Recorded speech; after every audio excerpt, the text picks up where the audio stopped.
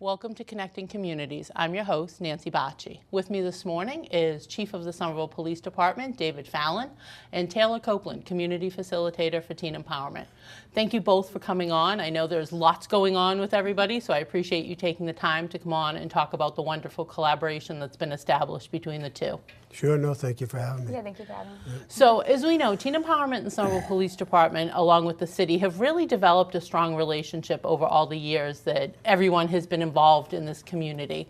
We know Mayor Curtatone has been a huge supporter of the work of Teen Empowerment, and the addition of the police department, really in a leading role with that collaboration, has changed the tone of the interactions. Sure.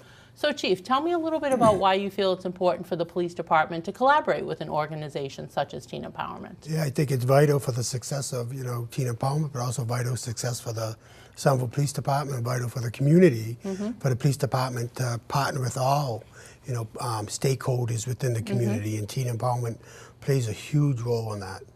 Excellent.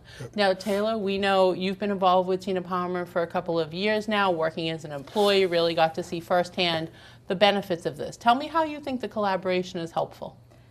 Yeah, I think the collaboration is helpful in terms of our youth and the police coming together and kind of just taking down those negative stereotypes on either side, and humanizing each other. So you see, we started with our interview process, the youth coming in and the police joining in on the interview, so before they even got hired, and even the relationships building right from the start have really developed over time.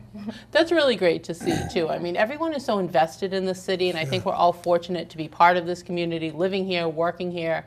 You don't often see these sorts of relationships in all communities, so we're very lucky to have this. And I think the walking dialogues, which we're going to talk about, are really a nice example of that. So the dialogues have evolved over the past few years. This is the third year of doing those. And Chief, can you talk a little bit about how the idea for that started? Sure, yeah, I think at the very beginning, the dialogue took place in a room, right? Teen Empowerment headquarters on Broadway, so to speak, and the officer would meet with the teens there and discuss issues going on in the city and do some role playing about resolutions around those issues and things like that. And a few years back, through collaboration and through talking about how to constantly improve the walking dialogues, the idea came forward that let's bring them out to the community. It's great that we're collaborating together, talking together, and make sure that we're on the same page, so to speak. But also, let's bring that message to the community that the police are invested in identifying quality of life issues and crime issues in the neighborhood. The youth through Teen Empowerment are invested in identifying quality of life issues and crime issues, and we're invested together, and we agree that we're going to collaborate together on solving those issues. So it's a great visual message for the police. It's a great message for the frontline officers to say that, look, at the command staff, it's important to the command staff that you work very closely with the youth in the community. So it's a great vessel for the police department. That's always nice to hear. I think one of the strengths of your leadership in the police department as well has been increasing the visibility, right? So you're really seeing officers in a different way engaged in the community. So we see increased presence at events like National Night Out and Summer Streets and all of these other opportunities that are available for different engagement components. It's very different when an officer is out at an event, able to interact with the public in a way that is positive, right? The person isn't reporting a crime. There's not necessarily something bad happening. They're able to, as you said, humanize the interaction. And then when you have that kind of positive feeling already, it's much easier if something does happen. You're able to say, I have a familiar face, or I remember meeting, Dave at something. Let me make the connection. So the evolution of the dialogues, can you talk a little bit about the survey component that's happened and how that's changed a little over the past 3 years? So I just got on to Teen Empowerment about a year and a half ago, but I've definitely seen the process develop a lot since last year. So the survey from last year was kind of a bit more general and had a lot more questions. Residents could kind of pick the issues that they would like to talk about and then dive into that. But we actually, Teen Empowerment is in partnership with also the Somerville Housing Authority now as of last year, and Clarendon Hill Towers as well. So we're working heavily with the developments as well as the Somerville Police Department. We all got in on a meeting and we revamped the survey. We decided to have the police in on the interview process this year for the first time. So the police and the youth came up with 5 issues that they think should be on the survey. They did a bunch of brainstorms, and those 5 issues are now the new marijuana laws, mental health, immigration, police relationships in the community and perceptions of police, and then youth relationships in the community and perceptions of youth. Excellent. Yeah. It's really great, too, again, to have the young people so invested right from the beginning, because it's very different when you participate in a program and you're like, here's what we're going to do, you follow along. It's very different when from the beginning everyone is working together to create the structure for that. It's a different level of investment and I think accountability that comes along with that. Yeah, I agree. I think when the messaging comes from the police that, we want to work together, we want to collaborate, that's heard by a certain group. But when the message comes from the youth and the community, think about what they're talking about. We're interested in mental health for our peers, right? We're interested in the marijuana law. I mean, all those issues are huge issues in policing. So if we get a collaborative voice and we're speaking together to the community, I mean, it's just a win-win. I mean, it's huge for the police department. Yeah. It is. I mean, the walking dialogues, we're going to see a clip in just a moment, which will be fun to see. It's really a great example of that because, when you kind of hear it in concept, you're like, how does this exactly work? But when you have the opportunity to really see it, you do a great job initially, the ones I've been to, Taylor. We're just setting the tone and really starting it off, pairing up the youth with the officers. Here's your clipboard, here's your route. Like, it's just very well planned and very well strategized. You've had local officials participate. It really is a nice way to just get out there. And as the chief said, the visual is really something to see. The last time I got to kind of like step back and watch as everyone was going off, and it was just like, imagine for a community member who's not familiar with this, the message that sends to see this very powerful image. It just, it really is something to see. And we're going to get to see it in just a moment. So would you guys like to see the clip? Absolutely. Let's take a look. Hey.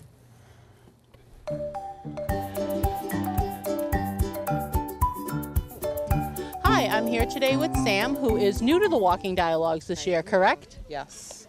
So tell me a little bit about yourself, Sam. I'm actually new from Florida. I moved here over a year ago. Oh, welcome. Thank you. The summers here are killer. Yeah. So it makes me feel like home. So that's great. How did you decide to get involved with Teen Empowerment and the Walking Dialogues? I work with another section of Teen Empowerment, the library group, and I heard that they're having a summer role, and I've always wanted to be, like at the library group, it's like it's like a centralized part. It's not really like involving into Somerville, like getting out or branching out. So I wanted to join this group to really see the different wards, interact with people, and see like their opinion on police officers and different matters in Somerville. This is your third year supporting this program, really helping to grow and change it and tweak it to the needs of the community. What still brings you out after all this time? Yeah, I love it. It's one of my favorite parts of policing. I mean, this is really 21st century policing, right? The police department involved with the community, walking the community together, identifying issues, and working collaboratively to solve problems. So it's really one of my favorite parts of the job. Excellent. I know one of the things that you continue to practice as well as preach to officers is the community engagement part. So we saw you the other night with officers at National Night Out, today at this. Sure. What sort of message do you think it brings to the residents and people who happen upon these groups as they're participating in the dialogue? I mean, I think, number one, it's vital. The messaging is vital. It has to be constant. Yes. But I hope it sends the message that, look, we are the community. We're not separate from the community. We are part of the community. We're going to succeed or fail together on any initiative that we venture out on. We're going to succeed or fail as a team. You're continuing to have it grow, evolve, strengthen the partnerships, and it's just really great to see. Thank you. No, I appreciate that. And, you can always improve. Every year we sit down with Teen Empowerment at the beginning of the year, the group of new hires, and say, look, how do we improve them this year? How do we make them better constantly? And for me as chief and Steve as the deputy chief, we want to make sure that we continue to make sure that we get 100% participation by some officers.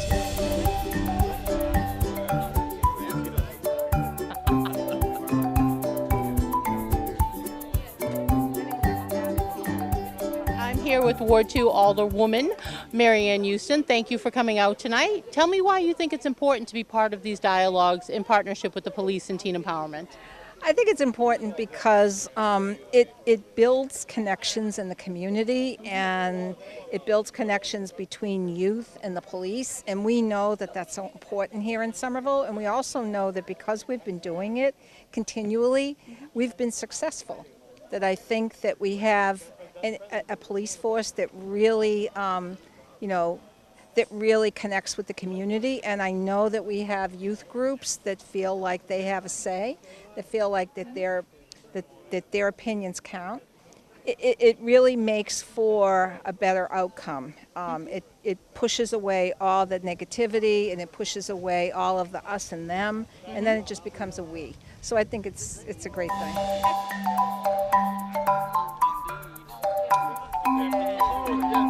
I'm here with Ward 3 Alderman Bob McWaters on what is becoming a little less humid of a night, which is kind of exciting. Thank you for taking a few moments to chat. You're welcome. As we know, you've participated in these walking dialogues in partnership with Teen Empowerment and the Somerville Police Department. This is the third year now. What still is exciting that draws you out to participate? Well, it's the collaboration with the youth and the police, which is important. If you look at statistics, crime is down in the city, and Thankfully.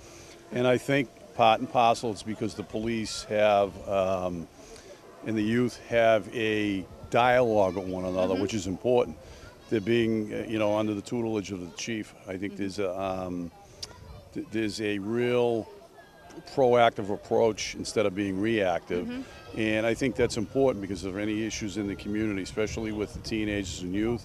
They know who to contact. There are teen leaders here. So that's important. So, and I think going forward, we need to continue this, and it's paying dividends. You see less kids being in trouble, less kids on drugs, and you see this today. This is a terrific collaboration, and I feel really great about this. And I think as an elected official who grew up in the city, in these parks, and I never had these relationships with the police. I ran from them. I didn't know them.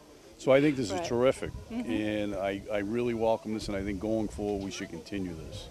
Great. The one thing, too, is interesting. Like you said, you grew up right in this neighborhood. So what kind of feedback are you hearing from residents when they have the opportunity to see these sorts of interactions with young people and police? They love it. In fact, anytime there's really any issues, I know when we grew up here, the police would chase us out of this park in Kelly all the time because we were drinking, getting into mischief. You don't see that now. Right. Very different. Very different. And I think it's because of the cooperation and collaboration the youth have with the police officers. They're not intimidated. Right. I was intimidated by the police growing up. These young men and women aren't, and I think that says volume.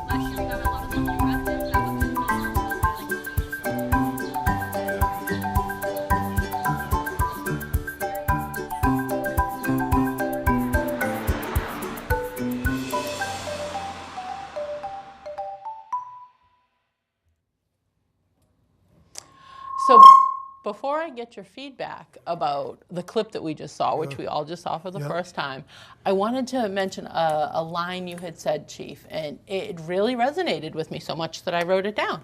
You said, "We succeed or fail as a team." Yeah, 1,000%, and I truly believe that. I mean, I repeat this line often lately, it seems, but if the Somerville Police is in a silo, working, trying to solve issues, we're never going to succeed. Right. But if we work collaboratively with the teen empowerment stakeholders in the city, the rest of our city partners in government, I don't think there's any problem that we can't solve or address. Yeah, I mean, I completely agree, but I was just like, that is just such a good we succeed or fail as a team. I think that's just kind of a baseline for people because it really does emphasize we are all in this together. The good, the bad, and the ugly. It's reflective of all of us and issues that arise. It's our jobs to work on all of this for the betterment of the community. So seeing the clip, Taylor, what did you think? It's always kind of funny to see yourself in action, but what did you think? Yeah, I love seeing Sam talk because he's new to teen empowerment. He's new to Somerville, and watching a youth come in from a different part of the state, and part of the country, and come in and find this sense of community almost instantly is really amazing. And then moving forward, having like the aldermen come out, I think that was amazing because we walked in their wards and you saw residents communicating to them some of the issues that they had, or just comments, concerns, thanking them for being out there. So I think having the aldermen on board working with us is really great as well.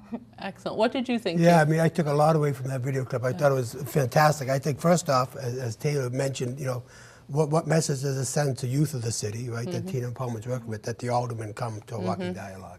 And they know the investment that the mayor makes in the walking dialogue. So as the chief of police, I mean, if you got a board of aldermen that's totally engaged with the community, you got a mayor, that mandates, good policing, 21st century policing, smart policing, data-driven policing, but also collaborative policing. I mean, my job as the chief it could be easy at times when you have that support, but I also look at the video and say that I'm fortunate to be the face of the Somerville Police Department. I think, but what the video doesn't show is that we ran a youth police academy this year. We worked with Jill and George from the Recreation Department. It was absolutely, I think, a huge success.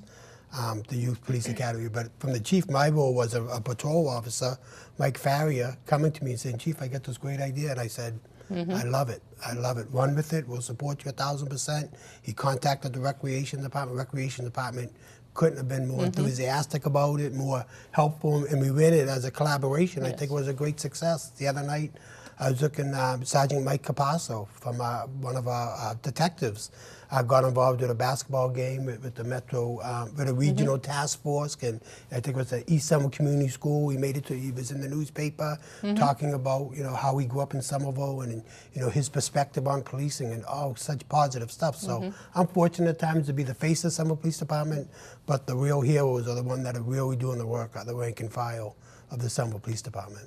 That's always very nice to hear. I wanted to mention that as well. While it's great, you have your participation and command staff attends. As you said, there are the community police office in attendance, officers representing different divisions of the department, the ward car offices. It really is. It's just such a supportive presence. And I'll say, as someone who works here, but also as a resident, I really appreciate that these things happen in my community. And when we think of some of the current climate around policing, and as you said, some of the negative imaging and perceptions that people have, we're really very fortunate that there's such a willingness to always be work with the stakeholders, create new partnerships, like you said.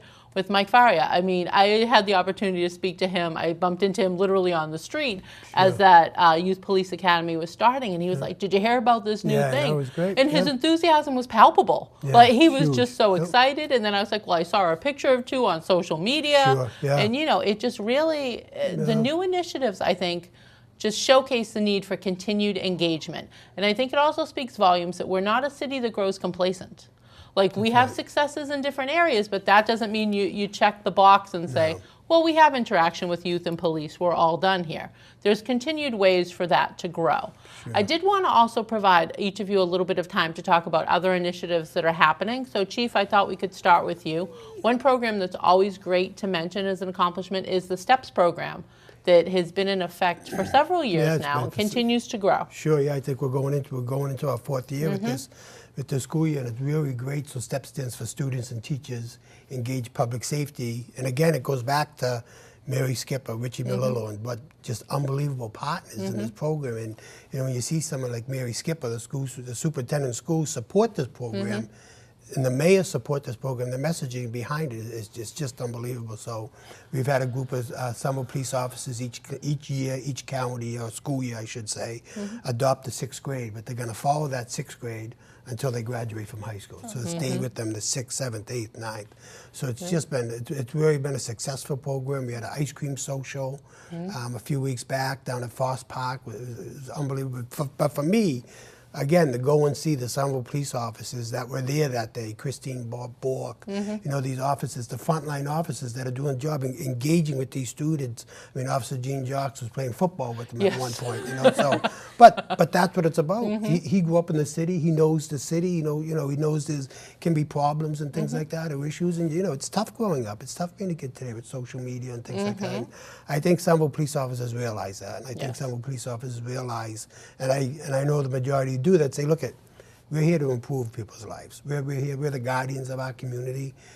People need chances, and we want to make sure everybody has an opportunity to the best of our capability to be successful. And I have the job of bringing back, the mayor's mandate to the police department. That the mayor's looking, probably better than I do, everything from early child education. How do we make sure residents in Somerville succeed or have the tools for success from the very beginning? So it's very easy for the police department, as a leader of the police department, to play a role in that, because that's what we're doing. We're playing our role.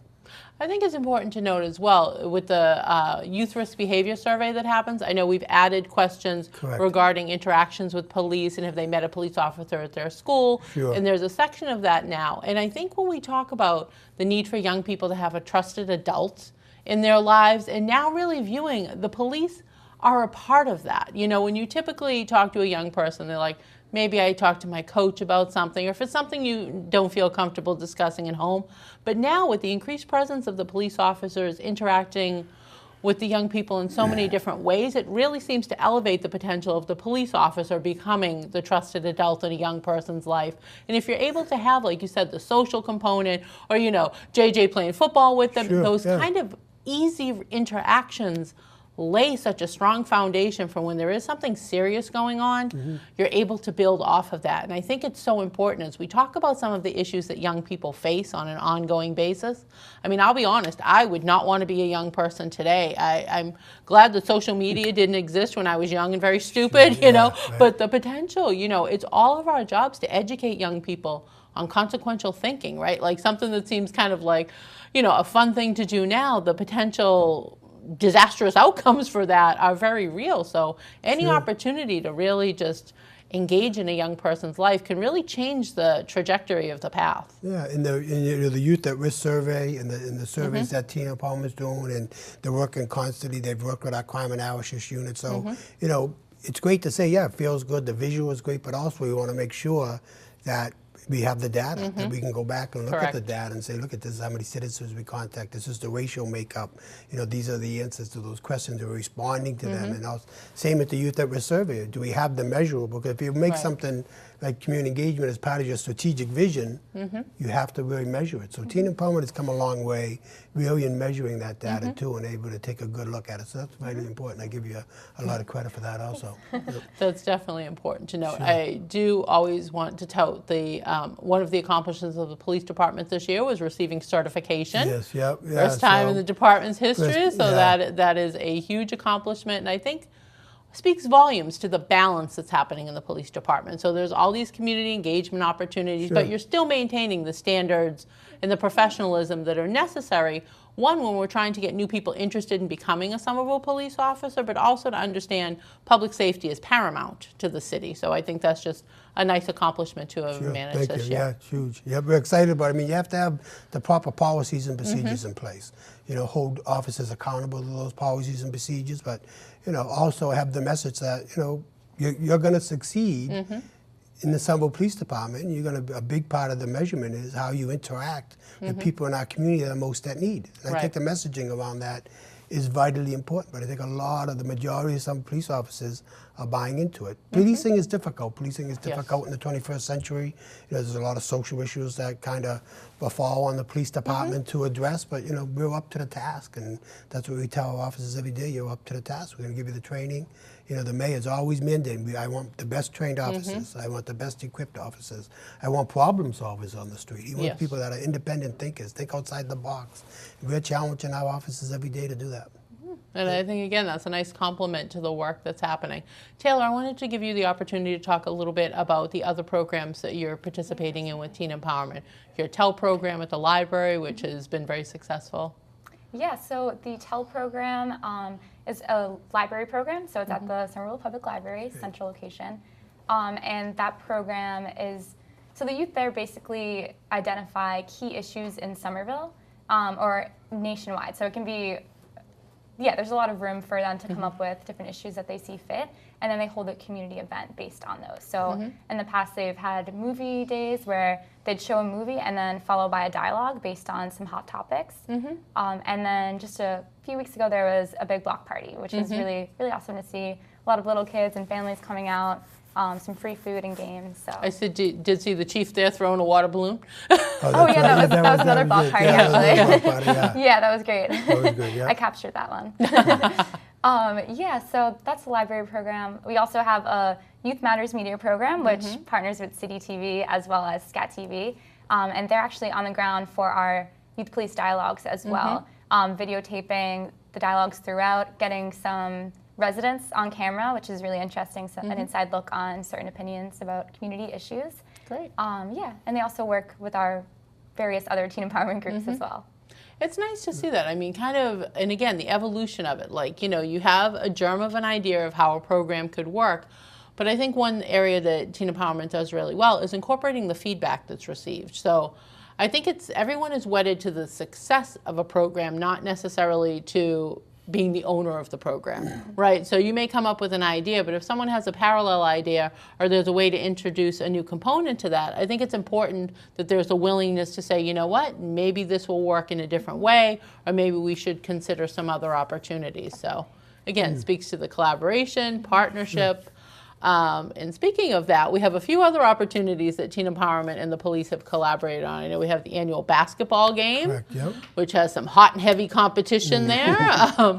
I think one thing that's important to emphasize with that, when people hear about that, it's not a youth versus police game, which I think people hear that like, oh, you're going to have the game. And it's like, no. There are young people and police officers on each team. Correct, there are yeah. people serving in coaching capacities. You know, we have a police officer as a referee. Sure, yeah. There's just a Yeah. nice way to do that. So tell me a Sure. little bit about that. You've played every year. I have, yeah. And I've got Pretty slow, hot and I've heavy. got slow and slow every year. And you got young guys like Paul Beckford coming up the ranks that you don't want to see on the court. But No. I mean, you know, it really is about, again, that first, you know, hopefully that first meeting, or, you know, that human touch, that knowledge of each other, that's so vitally important, you know, that, hey, listen, you know, everyone's trying to live a good life, everyone's trying to be successful, everybody's trying to, you know, feel safe and secure in their community, and even the basketball game shows that, you know, that police officers are human beings too, and, you know, we got a job to do, and, you know, we want to do it in a kind, compassionate manner, and, you know, but we want to do it together. We want to do it collaboratively. So I think those interactions, you know, help when officers are on the street. Hey, you know, Right. you might not know the whole group of 10, but you might know one. You know what I mean? And that little icebreaker will bring other kids around and Right. other youth around to talk to the officer. So, you know, vitally important. Some of them bring some pretty good skills to the game, too. Yeah, I think But, Paveo, like, you're yeah. surprised by some guys. I was Ryan surprised Paveo's a pretty by good Ryan basketball Paveo. player. Yeah, Yeah. you know, yeah. But So it's it's a- interesting, yeah. Corey's a good basketball player. You got some good officers, and you know the youth. They got the youth on their, They got the age on their They side. bounce so. back a lot quicker Exactly. than Yeah, some of no. our other I think we might have had a participants. few sick days after the last game, but to be expected, I think. A new opportunity coming up just about a week or so from now is a soccer game, which is new. Taylor, are you a soccer fan? I've never been great at soccer, but I enjoy watching. So yeah, that soccer tournament is going to be August 19th at 10 a.m. It's a community soccer tournament event, which should be really awesome. Yeah. I think, again, it just speaks to, you know, there are ways to do your work, there are ways to have fun, and when there are ways for that to overlap, it really does make for a stronger community. So I thank both of you for coming on thank today. you. If people are looking for more information on these programs, your contacts have been on the screen, so don't be surprised if you get some phone calls from people with questions about your programs. But again, thank you both for taking the time to come on. It really is important to emphasize this sort of work happens in the city, and you know, while there is the visibility of it, we want people to really know that everybody is always working on issues of importance to our community. So I appreciate the work that both of you do, and for taking the time to come on and speak a little bit more about it. Super. Thank you for having us. Thank you so much. I appreciate it. Thank you. As always, I'd like to thank the production crew. Continue watching next month. I look forward to seeing you.